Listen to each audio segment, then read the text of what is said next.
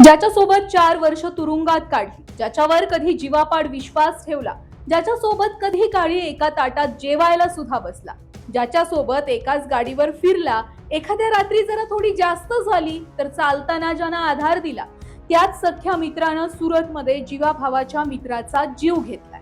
आणि ज्याचा जीव घेतला तो दुसरा तिसरा कोणी नव्हता तर तो होता सतीश मराठा. होय, सतीश मराठाची हत्या त्याच्याच मित्रानं केली होती हे आता जवळपास समोर आलंय. तब्बल 39 वार, गोळीबार आणि नंतर रक्ताच्या थारोळ्यात पडलेल्या सतीश मराठाच्या हत्येची खरी स्टोरी नेमकी काय? जिगरी मित्रानं सतीशचा जीव का आणि कसा घेतला? सतीश मराठाचं महाराष्ट्रासोबत काय नातं होतं आणि सतीशचा इतिहास नेमका काय हेच या व्हिडिओमध्ये सविस्तर पाहायचंय. नमस्कार. सतीश धागडे उर्फ सतीश मराठा, वय 32, हा मूळचा महाराष्ट्रातील धुळे जिल्ह्यातील रहिवासी होता. काही वर्षांपूर्वी त्याचं कुटुंब हे गुजरातमध्ये स्थलांतरित झालं. सुरतमधील कतरगाम परिसरामध्ये त्याच्या कुटुंबाचं वास्तव्य होतं, तर सतीश स्वतः गोडादरा भागामध्ये राहत होता. सतीशनं रिअल इस्टेटच्या व्यवसायात आपलं मोठं नाव निर्माण केलेलं. मात्र व्यवसायासोबतच त्याचा गुन्हेगारी जगतासोबत सुद्धा तेवढाच संबंध असल्याचं सांगितलं जातं.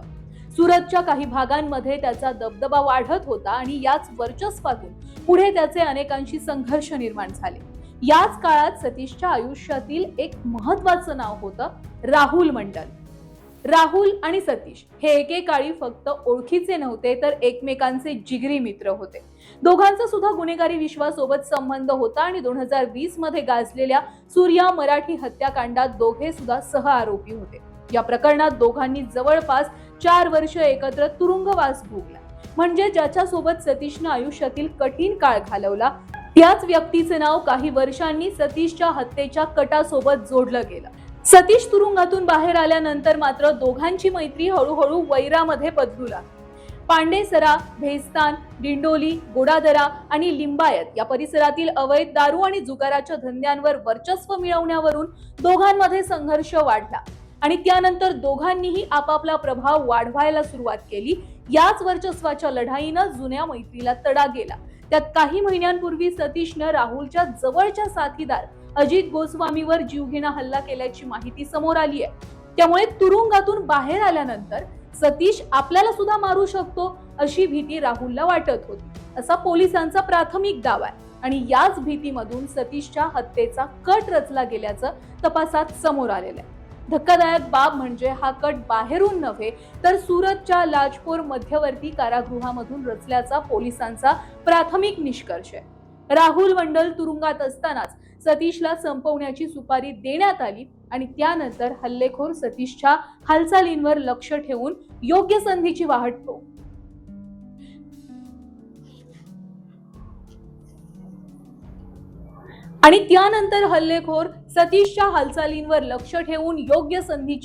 पाहत होते असा आता पोलिसांचा संशय आहे. आता ज्या दिवशी सतीशवर हल्ला झाला त्यावेळी नेमकं काय काय झालं ते सुद्धा एकदा बघू. बघा, 5 ऑगस्टला बुधवारी दुपारी सतीश अल्ठाण परिसरात गेलेला. तिथल्या एका कॉलेजमधून त्यानं आपल्या 20 वर्षाच्या मैत्रिणीला कारमध्ये घेतलं आणि दोघे सुद्धा भेस्तानच्या दिशेनं निघाले.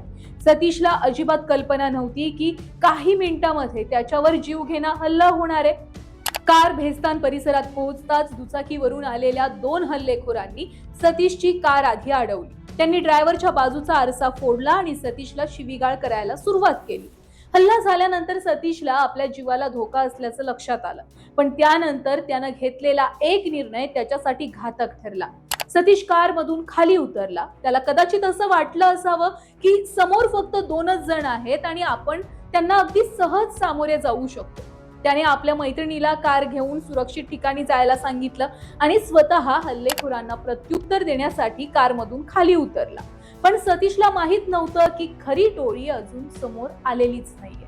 तो कारमधून खाली उतरताच तिथं दबा धरून बसलेले आणखी 6 ते 8 जण अचानक त्याच्यावर तुटून पडले.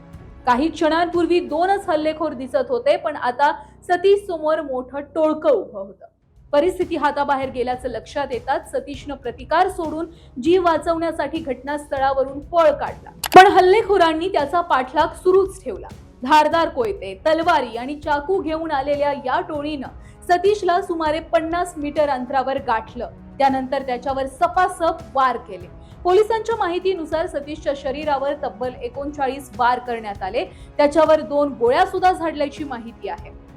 सतीशनं स्वतःचा बचाव करण्याचा प्रयत्न केला, पण हल्लेखोरांनी त्याला कुठलीच संधी दिलेली नव्हती. काही क्षणातच सतीश अगदी रक्ताच्या थारोळ्यामध्ये कोसळला आणि त्याचा घटनास्थळीच मृत्यू झाला. या घटनेनंतर पोलिसांनी तपासाची चक्र वेगानं फिरवली. पोलिसांच्या प्राथमिक तपासात या हत्येमागे राहुल मंडलचा हात असल्याचा संशय समोर आला.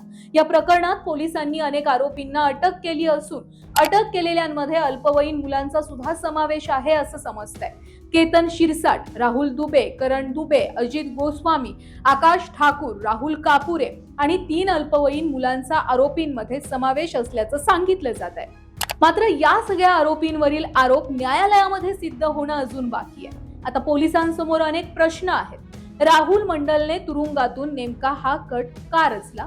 सुपारीची रक्कम किती होती? हल्लेखोरांशी संपर्क कसा साधला गेला? सतीशच्या हालचालींची माहिती हल्लेखोरांना कोण देत होतं? आणि या संपूर्ण हत्याकांडामागे आणखी कुणाचा सहभाग होता का? या सगळ्या प्रश्नांची उत्तरं तपासातून समोर येतील. पण या संपूर्ण हत्याकांडात एक गोष्ट मात्र सगळ्यात जास्त हादरवून टाकणारी आहे.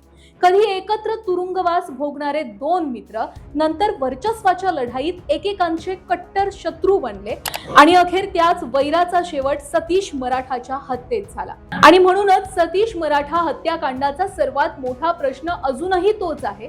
ज्याच्यावर सतीशनं कधी काळी जास्त विश्वास ठेवला तोच राहुल मंडल खरंच या संपूर्ण हत्येचा सूत्रधार होता की या हत्येमागं दुसऱ्याच कुणाचं तरी डोकं होतं?